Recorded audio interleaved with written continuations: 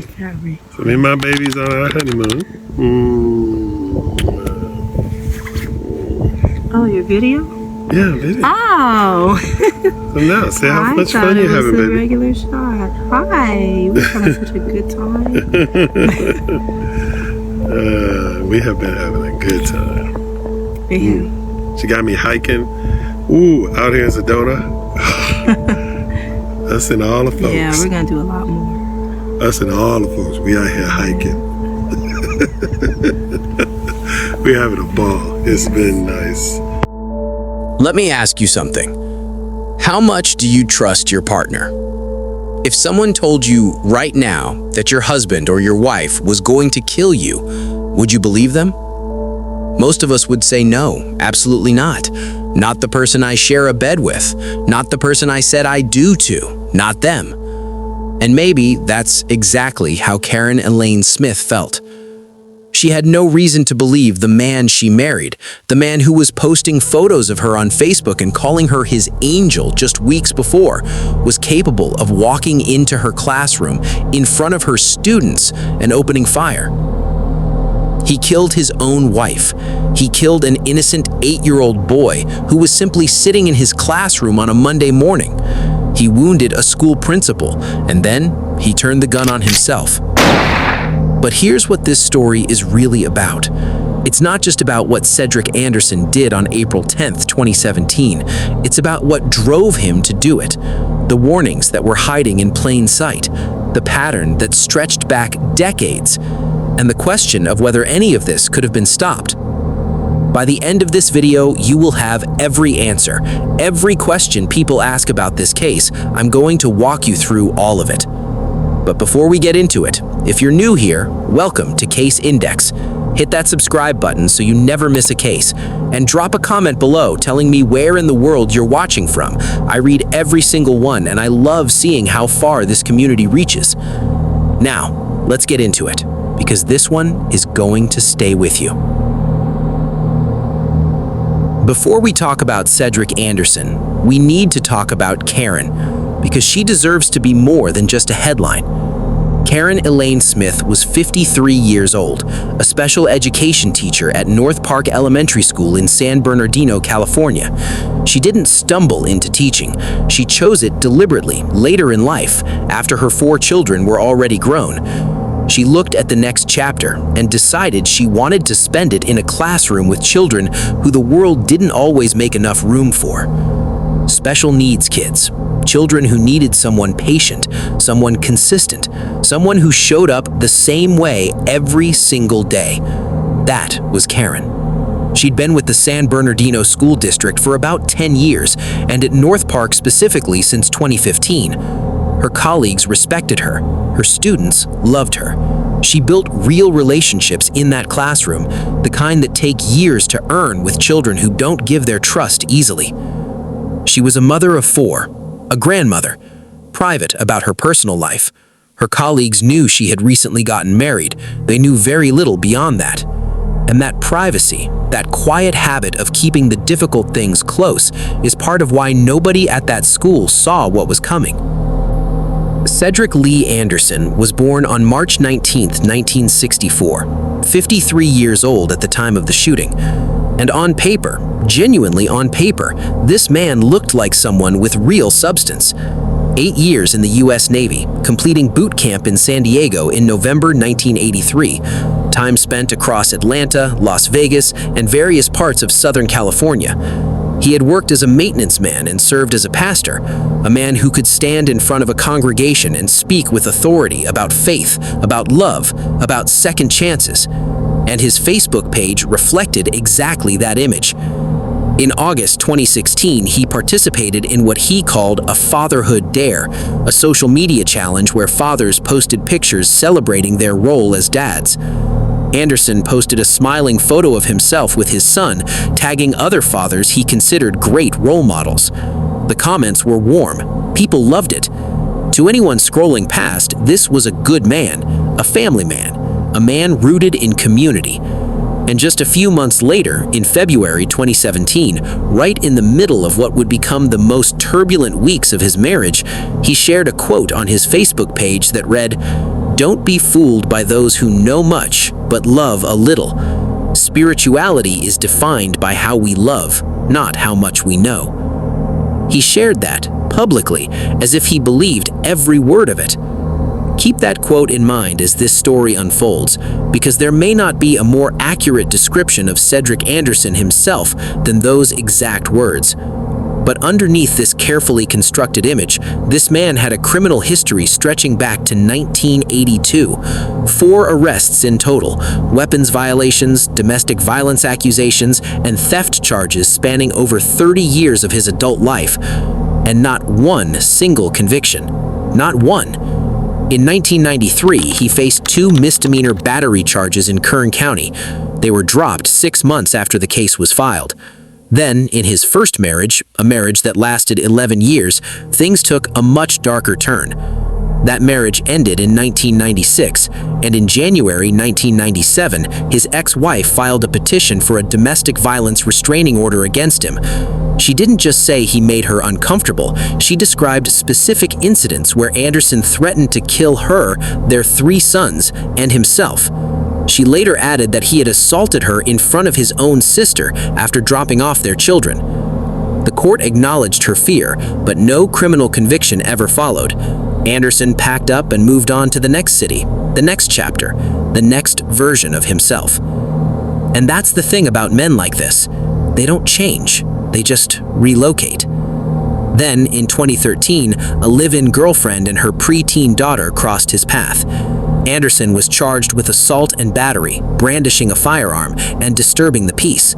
Those charges were dismissed in May 2014. 3 separate legal actions, 3 different women across 3 decades, and Cedric Anderson walked away clean, every single time. The system saw him multiple times, and multiple times it let him go.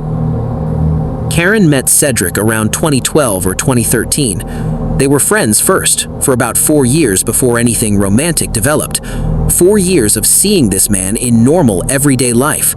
4 years of him being charming, attentive, present. People hear a story like this and immediately ask, how did she not see it? How could she not know? And I want to push back on that hard. Karen Smith was not naive. She was a grown woman with 4 adult children and decades of life experience. She spent 4 years knowing this man before she agreed to marry him. She just didn't have access to what we know now, the court filings, the women who came before her, the pattern that had been building since 1982. Cedric Anderson was extraordinarily skilled at being exactly who you needed him to be, right up until the moment he decided he didn't need to pretend anymore. They were married in January 2017, and Anderson documented every moment of it on Facebook.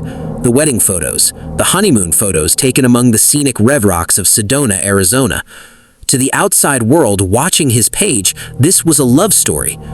But within weeks of that wedding, the mask had already started slipping.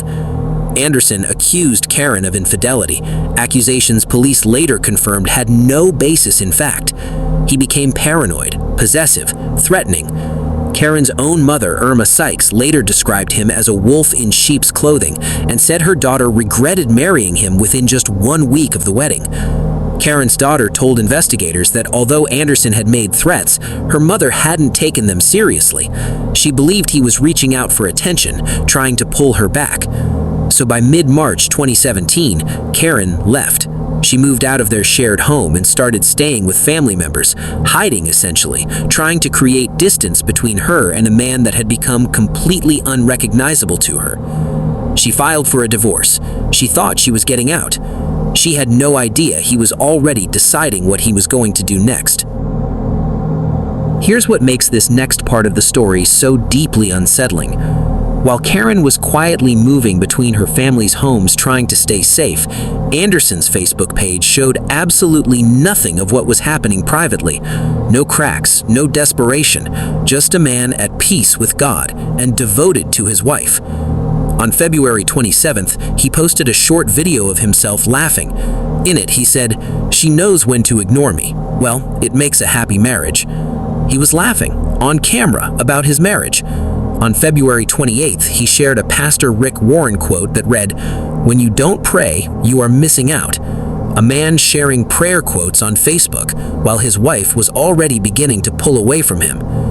Then, on March 4th, he posted about a date night with Karen, sharing a photo of the two of them out together, declaring publicly that he loved being married to Karen. And on March 11th, he posted a photo of Karen, smiling, vibrant, full of life, and called her his angel. She had already left him then. She was rotating between her family members' homes to stay safe, and he was on Facebook posting her photo and calling her his angel for the world to see. But even that wasn't the most chilling post on his page. Just 3 days later, on March 14th, Anderson wrote a long public post about faith and the Black church. He opened it by saying he had just been watching a TV show called Greenleaf with what he called his wonderful little wife. He wrote about corrupt pastors, false ministers, people who abuse power over others. And then he wrote something that, in hindsight, is almost impossible to read without your stomach turning. He wrote, "God's people are their slaves, servants, or just something to use." Let that sit for a second. A man publicly calling Karen his wonderful little wife while she was hiding from him, writing about people being used as slaves and objects while privately refusing to accept that her wife had the right to leave. Wrapping himself in the language of God and faith and humility, while something far darker was already taking shape. The comments under that post after the shooting happened tell their own story.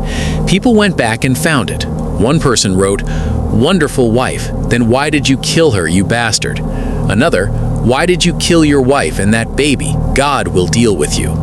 And one comment that received 97 likes simply said, "It was hell opening for him." 97 likes. Because sometimes the internet has nothing left to say that a few words don't already cover. And then there was the post from August 2016 that took on a whole new and deeply disturbing meaning after April 10th. Anderson had shared a news article about a 14-year-old girl who claimed she killed her abusive father in self-defense. His caption was 3 words, "Little women killers." 3 words, posted by a man who less than a year later would walk into his wife's classroom and shoot her dead. The gap between who Cedric Anderson presented himself to be on that Facebook page and what he actually did, that gap is one of the most chilling things about this entire case. He wasn't hiding in the way you might expect. He was hiding in plain sight, performing faith, performing devotion, right up to the very end. 2 weeks before the shooting, something happened that deserves your full attention. Anderson was at a gas station when he struck up a conversation with a complete stranger. Within minutes, he was pouring everything out. His frustration with Karen, his anger at her family, his belief that they were standing between him and his wife. He even claimed that during an argument, he had accidentally touched Karen's chest and that she had accused him of choking her, a detail that tells you exactly how distorted his version of events had become. And then he told this man, this complete stranger he had met 60 seconds ago, that he was thinking about killing the Smith family. Just said it, out loud. The stranger was disturbed enough to invite Anderson to his ministry. He and his wife made genuine efforts to help him. Anderson came once and then disappeared and never came back. That stranger went to police after the shooting and told them every word of that conversation. And the question that hangs over this case, the one that never fully goes away, is simple. What if that conversation had been reported before April 10th? Would Karen Elaine Smith have walked into her classroom on that Monday morning? Would Jonathan Martinez have gone home to his family that afternoon? We will never know. And that is one of the most unbearable things about this entire story. At Anderson's home in Riverside, police found a handwritten note about feeling disrespected and needing closure.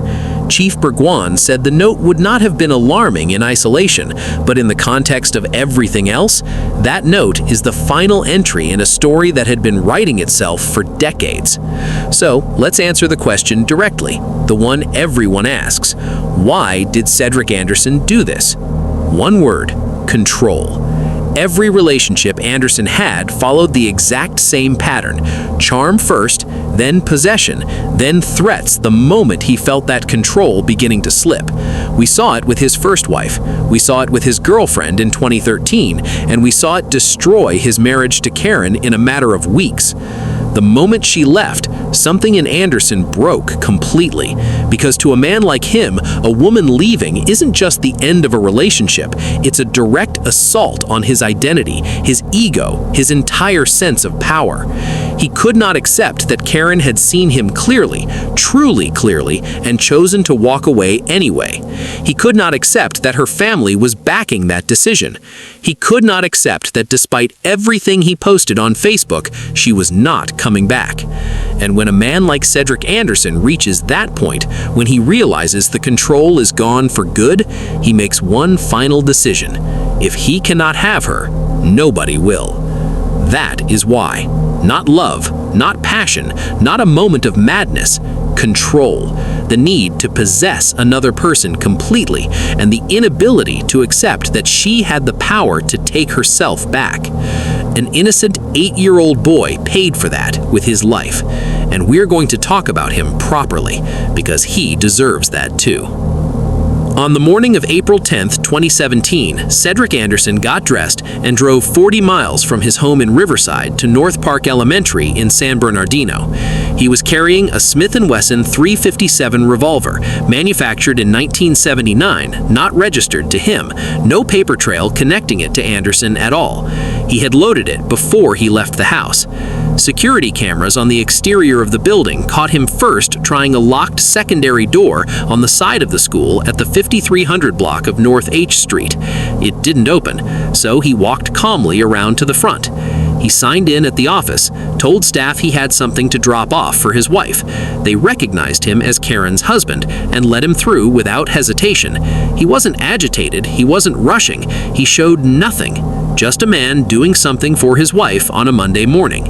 He walked down the corridor to B1. Inside were 15 children, special needs students between 1st and 4th grade, along with 2 teachers' aides and Karen Elaine Smith, sitting with her students doing exactly what she had chosen to spend this chapter of her life doing. Anderson walked in, and without saying a single word, he opened fire. He shot Karen from between 10 and 15 feet away. Teacher aide Jennifer Downing said she had no idea Anderson was even in the room until she heard the first shot. By the time she looked up, Karen was already slumped forward over her desk. Anderson fired 10 rounds in total, stopping once to reload.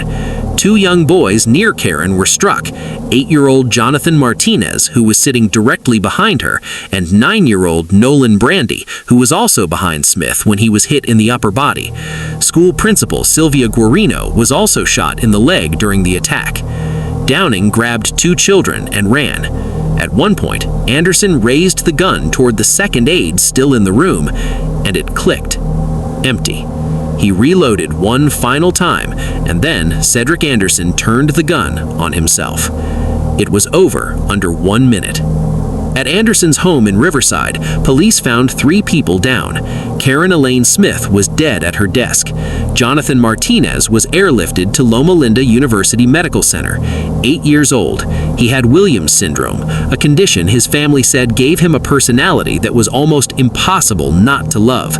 Deeply social, always drawn to music, the kind of child that made every room warmer just by walking into it. He died from his injuries shortly after arriving at the hospital. His family made one request in the aftermath, not for anger. They asked that people take time to learn about Williams syndrome, the condition Jonathan lived with every single day. They wanted his name to mean something beyond what happened in that classroom. Nolan Brandy survived. His parents, Leon and Rachel Brandy, later released a statement thanking the community for their prayers and support. They asked people to continue praying, not just for Nolan, but for the families of Karen Smith and Jonathan Martinez, too. Even in that moment of relief that their own son had survived, they thought of others. Principal Sylvia Guarino was treated for her leg wound and survived, and Cedric Anderson was dead on the floor of the classroom where his estranged wife had spent the last 2 years of her career. Outside, parents flooded toward the school. Children were evacuated down the road. Families stood in the street holding each other, waiting for news. The 911 calls started flooding in within seconds. Terrified staff, panicked parents, neighbors who had no idea what had just happened inside that building. And the information coming through was the same every time. A teacher had been shot inside her own classroom by her own husband. One mother, Elizabeth Barajas, was reunited with her 9-year-old daughter, Marissa, still wearing her blood-stained sweatshirt from the classroom floor. And what that little girl told her mother in that moment was something no parent should ever have to hear from their child. She had watched her teacher get shot. She had watched her friend get shot. And she was 9 years old, trying to make sense of it all. In the days that followed, San Bernardino gathered at a vigil outside North Park Elementary. Flowers at the entrance, teddy bears along the fence, balloons tied to the gate. People standing together in that parking lot, grieving not just for Karen and Jonathan, but for every child who was in that classroom and will carry what they saw for the rest of their lives. The questions came quickly. They always do. How did he get in? Didn't anyone know how dangerous he was? Police Chief Jared Burguan answered every one. The school staff had done nothing wrong. Anderson signed in correctly, was recognized as Karen's husband, and showed absolutely no visible warning signs. You can't fault those people. They were deceived by a man who had spent decades perfecting how to appear completely normal in the moments that mattered most.